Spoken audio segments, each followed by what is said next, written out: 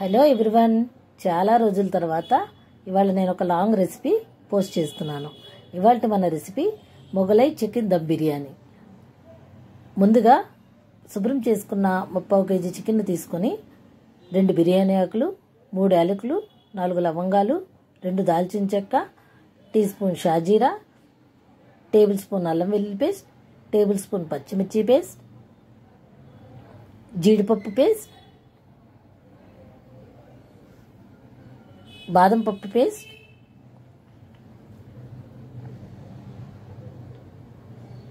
Tea spoon ధనియా powder, half teaspoon పసుపు, 1.5 teaspoon garam masala, tablespoon కారం, సరిపడినంత సాల్ట్,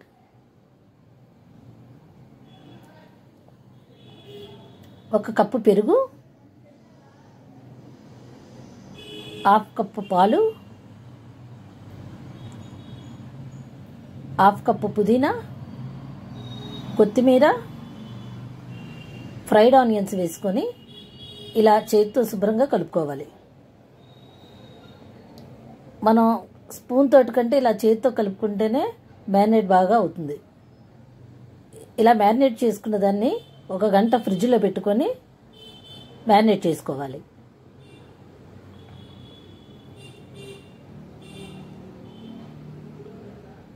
వేరే పాన్లో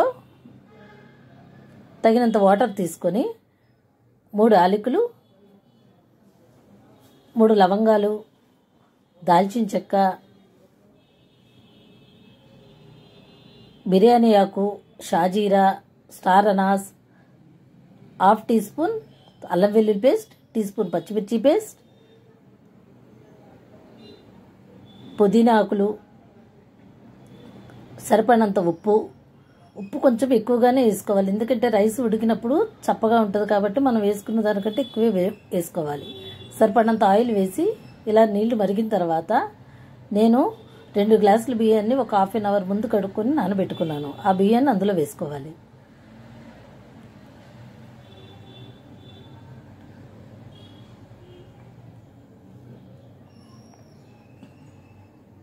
ఈ బియ్యం ఇలా ఉడికిన తర్వాత వేరే పాన్లో ఇందాక మనం ఫ్రైడ్ ఆనియన్స్ చేసుకున్న ఆయిల్ను ఒక 2 టీ స్పూన్లు వేసుకొని మ్యారినేట్ చేసుకున్న చికెన్ అందులో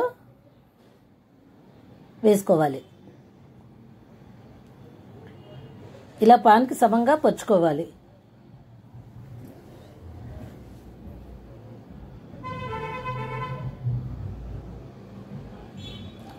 సెవెంటీ 70% కుక్ అయిన రైస్ను ఇలా వేసుకోవాలి.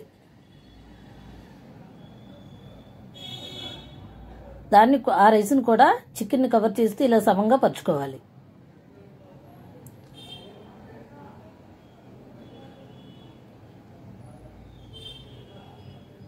రైస్ మొత్తం ఇలా వేసుకున్న తర్వాత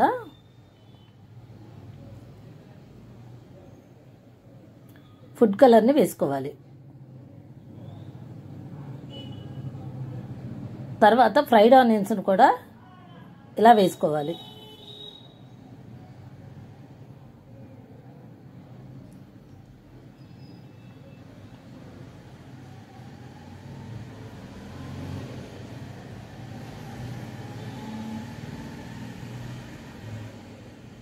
ఆయిల్ని ఒక హాఫ్ టేబుల్ స్పూన్ పైన వేసుకోవాలి.